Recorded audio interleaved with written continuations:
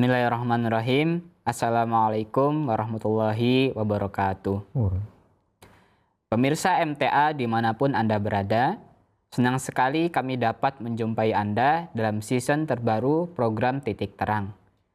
Ini adalah program yang akan membahas, mengupas, serta menelaah salah satu karya monumental dari Hazrat Khalifatul Masih keempat, Hazrat Mirza Tahir Ahmad rahmatullah alaih, yakni buku Christianity, A Journey from Facts to Fiction. Di dalam bukunya, Huzur rahmatullah alaih menilik doktrin ajaran Kristen yang telah melalui proses sejarah panjang selama 2000 tahun dari sudut pandang logika dan ilmiah. Perlu kami sampaikan bahwa program ini tidak bermaksud untuk merendahkan orang-orang Kristen ataupun pribadi Yesus Kristus.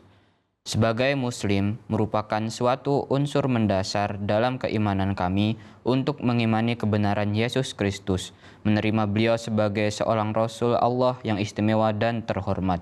Namun, ketika kebenaran menuntut titik terang dalam menemukan kejujuran terhadap logika, pikiran sehat, dan pemahaman manusia, maka kita tidak dapat mengelak untuk tidak meninjau kembali pandangannya terhadap ajaran Kristen. Program ini tidak bermaksud menimbulkan suatu jurang pemisah antara orang-orang Kristen dengan Kristus. Sebaliknya, program ini diharapkan menjadi titik terang bagi semua orang untuk lebih dekat kepada kenyataan diri Yesus Kristus dan menjauh dari mitos atau dongeng khayalan yang telah diciptakan di seputar beliau. Baiklah pemirsa, pada episode kali ini kita akan membahas subbab hidup kembali ataukah kebangkitan kembali, atau dalam bahasa Inggrisnya revival atau resurrection. Saya Latif Nur Hasan dan bersama saya sudah hadir narasumber kita yakni Bapak Rakiman Ramjuman. Mari kita sapa beliau. Assalamualaikum Pak Rakiman. Waalaikumsalam warahmatullahi wabarakatuh. Bagaimana kabarnya? Alhamdulillah sehat-sehat. Alhamdulillah. Baik Pak Rakiman, kali ini kita akan membahas subbab revival or resurrection, atau dalam bahasa Indonesianya hidup kembali atau kebangkitan kembali. Nah, umat Kristen mempercayai bahwa setelah mengalami proses penyaliban, kemudian dibawa ke dalam gua atau makam tempat Yesus diletakkan setelah penyaliban ini, kemudian 3 hari setelah itu Yesus dibangkitkan kembali atau bangkit kembali, dan ini dipercaya oleh umat Kristen sebagai salah satu bentuk mukjizat dari Yesus. Apakah memang sebenarnya hal ini terjadi pada Yesus, bahwa Yesus bangkit dari kematian, atau bagaimana Pak menurut pandangan Hazrat Khalifatul Masih keempat rahmatullah alaih dalam buku yang sedang kita bahas ini, Pak? Iya. Baik, ini merupakan tema yang sangat menarik ya. Bagaimana kajian terkait dengan revival, survival, and resurrection itu diungkapkan oleh beliau di dalam buku ini. Ini karena memang di kalangan Kristenitas, berbagai denominasi di dalam kekristenan juga berbeda pendapat terkait kebangkitan Yesus atau resurrection tersebut. Nah, ada juga beberapa kalangan, kelompok atau denominasi yang mereka sama memiliki kepercayaan bahwa Yesus tidak dibangkitkan dari kematian, tetapi survival atau revival, artinya siuman atau tetap bertahan hidup ketika proses penyaliban. Nah, oleh karena itu, seperti telah saya sampaikan pada episode yang sebelumnya, saya juga ingin menyampaikan kembali terkait dengan bagaimana peristiwa setelah penyaliban tersebut. Apakah setelah dibangkitkan 3 hari katanya menurut keyakinan Kristen, setelah 3 hari berada di neraka, kemudian dibangkitkan dari kematian tersebut, Yesus hidup kembali di dunia ini, dan kemudian juga melakukan perjalanan selama kurang lebih selama 50 hari di bumi ini sebelum katanya diangkat naik ke sorga. Nah, oleh karena itu kita harus fahami bahwa kelompok-kelompok atau sekte-sekte Kristen itu banyak berbeda pendapat terkait dengan posisi Yesus semacam ini. Apakah memang Yesus hanya 3 hari berada di Palestina, ataukah 49 hari, ataukah ada masa yang lebih lama dari itu berkeliaran, ya, dalam bahasa kasarnya itu berkeliaran atau berkeliling di muka bumi ini. Ternyata faktanya adalah pada masa abad-abad awal kekristenan itu banyak sekali pendapat yang beredar. Bukan hanya mereka yang percaya bahwa Yesus itu ada di Palestina selama sekian hari, hampir 50 hari, tetapi ada juga yang percaya bahwa setelah itu Yesus juga sampai ke Turki.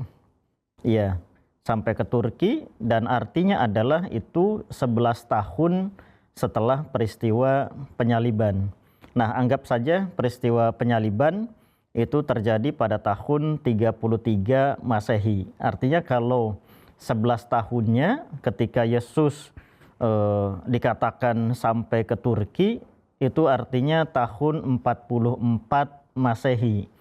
Nah, di sini jelas bahwa bukan hanya sumber tunggal dari kisah-kisah kekristenan semacam itu dari satu sekte Kristen saja yang percaya bahwa Yesus hanya berada di Palestina, tetapi juga kemudian kelompok Kristen lain percaya bahkan Yesus itu masih hidup 11 tahun kemudian dan sampai ke Turki.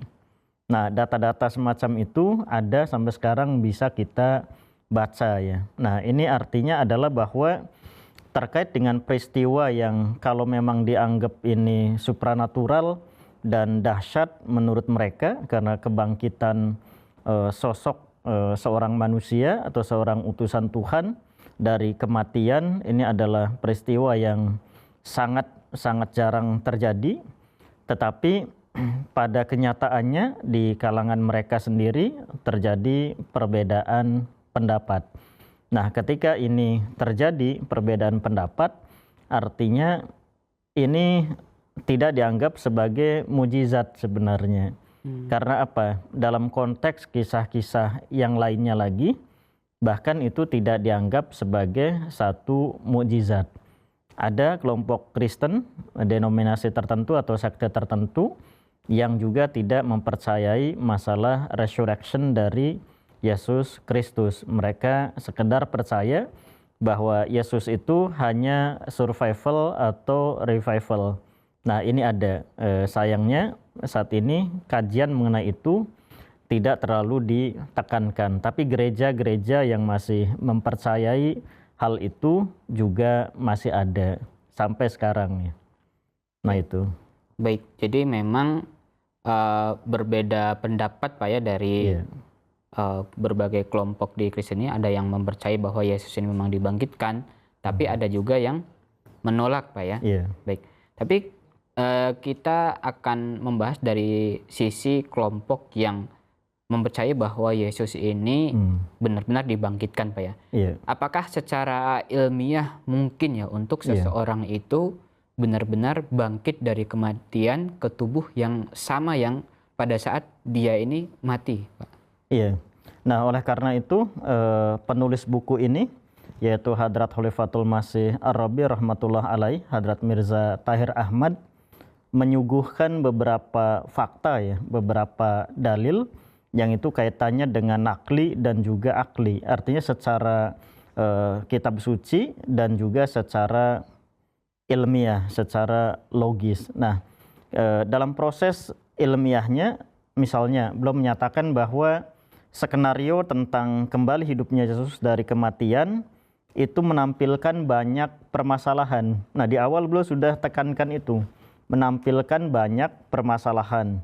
Beberapa di antaranya telah dibincangkan pada bab sebelumnya, dan yang sekarang ini beliau membahas dari unsur lain, misalnya masalah otak. Jadi ketika disebut sebagai kematian, itu artinya apa? Definisi kematian itu kan kaitannya dengan otak. Ketika otak tidak berfungsi normal seperti biasa, artinya otak pun akan mati. Nah, kalau otak mati, berapa menit kemudian organ tubuh yang lain pun akan mengalami kematian atau malfungsi ya, atau disfungsi dari organ-organ tubuh yang lain. Artinya saraf-saraf juga mengalami kematian. Tentu saja kemudian karena saraf ini mengendalikan sensorik dan motorik, misalkan gerak kita, pemikiran kita, sehingga kalau otaknya mati sebagai server pusat, artinya semuanya juga akan mati. Nah, itulah definisi kematian, apalagi ketika otaknya kemudian dianggap mati total, kemudian membeku, dan juga mengalami virusisasi, artinya virus masuk menyerang otak tersebut sehingga otaknya menjadi busuk ya misalnya, dan itulah yang dianggap sebagai kematian. Nah, di sini Huzur yang keempat rahmatullah alaih menyatakan bahwa pertanyaannya adalah apa yang sungguh-sungguh telah terjadi pada otak saat kematian. Nah, di sini beliau katakan bahwa pada satu poin paling tidak terdapat kesepakatan di antara para ahli medis, baik Kristen maupun non-Kristen. Ini yang harus dicatat. Yang pertama adalah jika otak mati lebih dari beberapa menit, itu berarti mati dan hilang selamanya. Nah, ini yang harus di-highlight, yang harus dicatat. Nah, segera setelah suplai darah terhenti, otak mulai mengalami kerusakan. Nah, jika Yesus telah mati pada waktu penyaliban, menurut beliau, hal itu hanya dapat berarti bahwa jantung beliau telah berhenti berfungsi dan berhenti menyuplai darah ke otak beliau, dan otak beliau segera mati sesudah itu. Jadi, seluruh sistem penyangga hidup beliau telah berhenti beroperasi, dan beliau, yaitu Yesus, tidak dapat dinyatakan mati pada waktu itu. Dengan demikian, kita dihadapkan pada permasalahan yang sangat membangkitkan minat. Nah, ini menurut beliau, masalah ini sangat membangkitkan minat dalam kaitannya untuk memahami hidup dan matinya Yesus Kristus. Karena ini sudah disepakati secara medis, baik oleh kalangan Kristen, pakar-pakar medis kekristenan, ataupun non-kekristenan. Dan kematian Yesus seperti yang telah dikemukakan itu berarti kepergian terakhir tubuh rohani beliau. Tubuh rohani beliau ya, atau apa yang kita sebut ruh dari jaringan fisik tubuh manusia beliau. Nah, jika demikian hidupnya beliau kembali, berarti kembalinya tubuh rohani itu ke dalam tubuh fisik yang sama yang telah ia tinggalkan 3 hari sebelumnya. Kembalinya ruh seperti itu akan menghidupkan kembali jam kehidupan fisik dan membuatnya mulai berdetak kembali. Kita bisa bayangkan bagaimana tubuh yang telah ditinggalkan oleh ruh, tubuh itu ya karena otaknya tidak berfungsi lagi seperti semula, suplai darahnya terhenti, otaknya membusuk sehingga fungsi-fungsi organ tubuh yang lain pun mati, artinya akan menjadi kaku, akan mengalami pembusukan, terutama ketika virus sudah menyerang ke seluruh tubuh, dan ini tidak mungkin akan kembali lagi seperti semula misalnya. Nah, ini pertanyaan juga yang sangat menarik dari Hadrat Khalifatul Masih Ar-Rabi rahmatullah alaih terkait dengan istilah kebangkitan kembali. Kalau dikatakan bahwa kebangkitan kembali itu prosesnya seperti itu, tubuh yang sudah membusuk, otak yang sudah membusuk, dan tubuh yang sudah menjadi jasad lagi, kemudian ruh itu kembali, kemudian tubuh itu kembali segar lagi seperti kondisi semula. Nah, itu adalah sesuatu yang nonsen ya. Karena secara ilmiah, secara medis, itu akan bertentangan dengan fakta-fakta yang ada di dunia ini secara keilmuan, terutama medis. Nah, di sini juga beliau menyoroti bahwa kehidupan kembali seperti itu tidak hanya berarti hidupnya kembali sel-sel sistem syaraf pusat, tetapi benar-benar perpaduan mereka. Bahkan jika sel-sel yang sama direkonstruksi dan dihidupkan kembali persis seperti sebelumnya, mereka pada kenyataannya akan menjadi satu set sel baru yang tidak memiliki memori sebelumnya. Jadi logikanya gini, ketika memori itu hilang karena suplai darah terhenti, kemudian otak juga tidak berfungsi, jangankan 1 hari, 2 hari, sebulan, 2 bulan, 1 tahun, berapa menit saja itu terjadi, artinya memori yang ada di dalam otak itu kan hilang. Nah, bagaimana ketika kemudian dikatakan dibangkitkan kembali, apakah memori yang lama itu akan kembali lagi? Nah, menurut Huzur rahmatullah alaih, ini adalah sesuatu yang nonsen. Karena sel-sel itu harus dirancang kembali lengkap dengan seluruh data yang terkait dengan kehidupan Yesus yang telah terhapus dari otak beliau setelah kematian otak tersebut. Nah, ini satu masalah lagi yang beliau kemukakan bahwa akan sangat tidak logik apabila itu kemudian dikatakan kebangkitan secara fisik dari sisi medis ya. Dari sisi medisnya menolak hal semacam itu. Nah, beliau juga kemudian membahas terkait dengan hidup ya.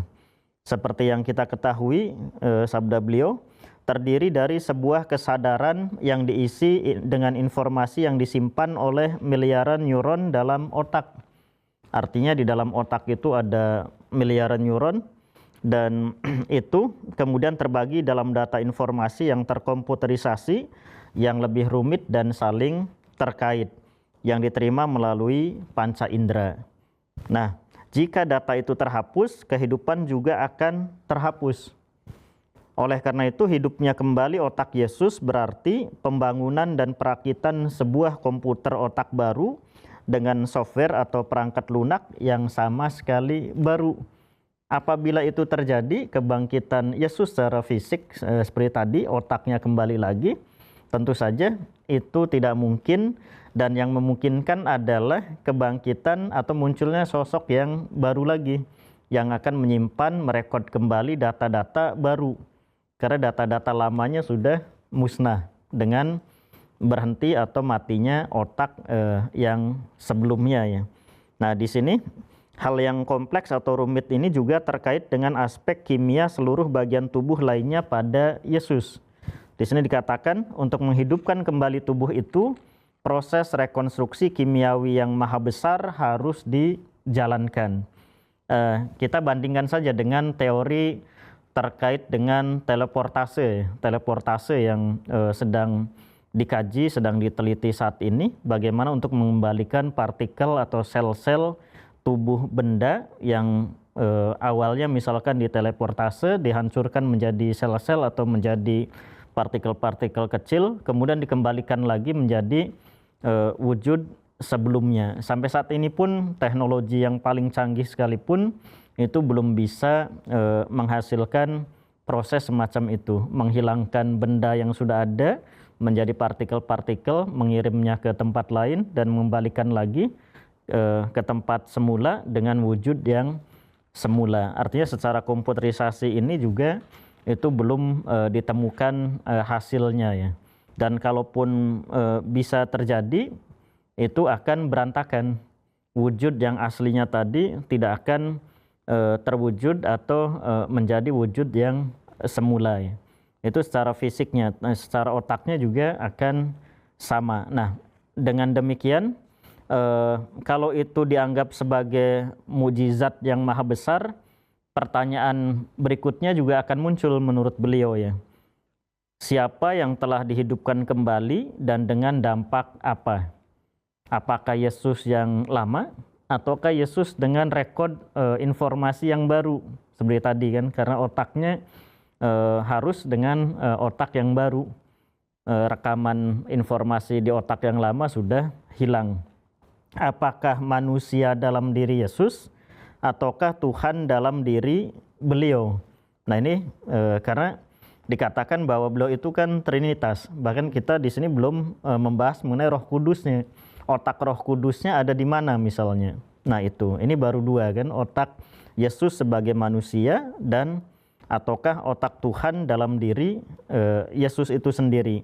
Nah ketika Yesus diketahui telah bimbang dan gagal menunjukkan kedigdayaan beliau sebagai anak Tuhan, orang-orang Kristen berlindung pada pendakwaan bahwa beliau itu bimbang sebagai seorang manusia. Nah ini, bukan sebagai Tuhan katanya. Jadi kita memiliki hak penuh untuk mempertanyakan dan secara jelas merinci bagian mana yang merupakan manusia dalam diri beliau dan bagian mana yang merupakan Tuhan. Kembali lagi ke otak tadi, mana yang otak manusianya, mana yang otak Tuhannya.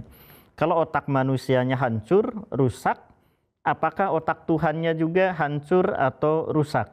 Karena ini nanti berimplikasi, berdampak pada ketika dikatakan dibangkitkan kembali. Yang dibangkitkan kembali itu apakah manusianya atau Tuhannya?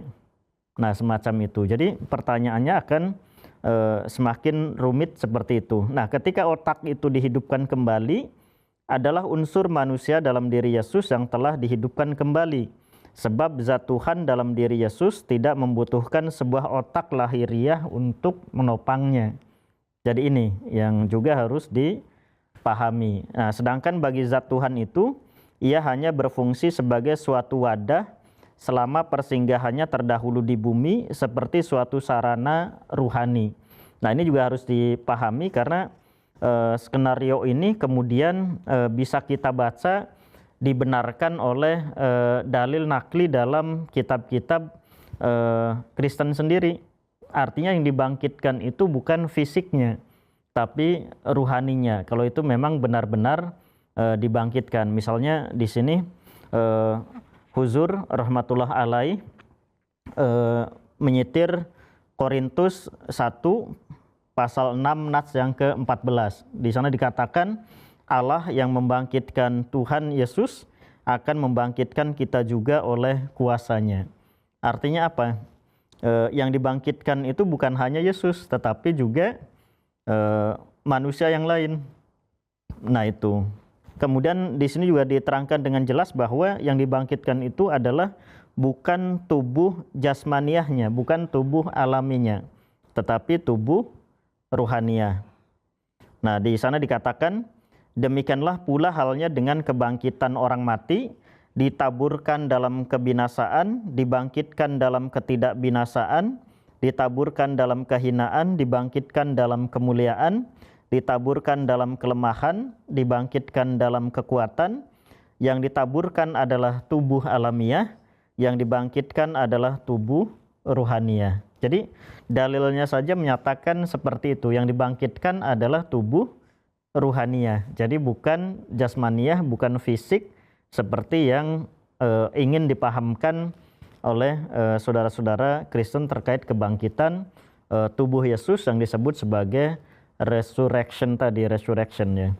Baik, ini banyak ayat-ayat yang seperti itu. Misalnya dalam Korintus 2 juga, pasal 5 nats yang ke-8 dikatakan, tetapi hati kami tabah dan terlebih suka kami beralih dari tubuh ini untuk menetap pada Tuhan. Artinya dari tubuh jasmaniah atau alamiah ke tubuh yang ruhaniah, ke tubuh yang spiritual ya, ruhaniah tadi. Nah, itu penjelasan dari bagaimana kondisi otak ketika mengalami kematian dan kaitannya dengan otak dibangkitkan kembali, direcovery kembali, dampak-dampak apa yang akan terjadi dan kaitannya dengan apakah itu otak manusianya ataukah otak Tuhan dari atau yang ada pada jasad Yesus itu. Jadi sangat kompleks ya, atau sangat menimbulkan banyak sekali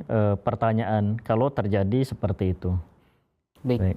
Jadi memang secara logika Pak ya, ataupun secara ilmu medis, untuk bangkitnya Yesus dari kematian ini tidak mungkin Pak ya, karena memang setelah mati bahkan hanya dalam beberapa menit ya, fungsi otak akan membusuk karena tidak ada suplai darah dari jantung, Iya. dan ketika otak ini membusuk, sel-selnya pun akan mati dan Betul. memori-memori yang terekam oleh otak ini pasti akan hilang. Jadi ketika dikatakan bangkit kembali dari kematian itu malah memungkinkan akan adanya wujud yang baru. Betul. Betul. Iya. Baik Pak ya.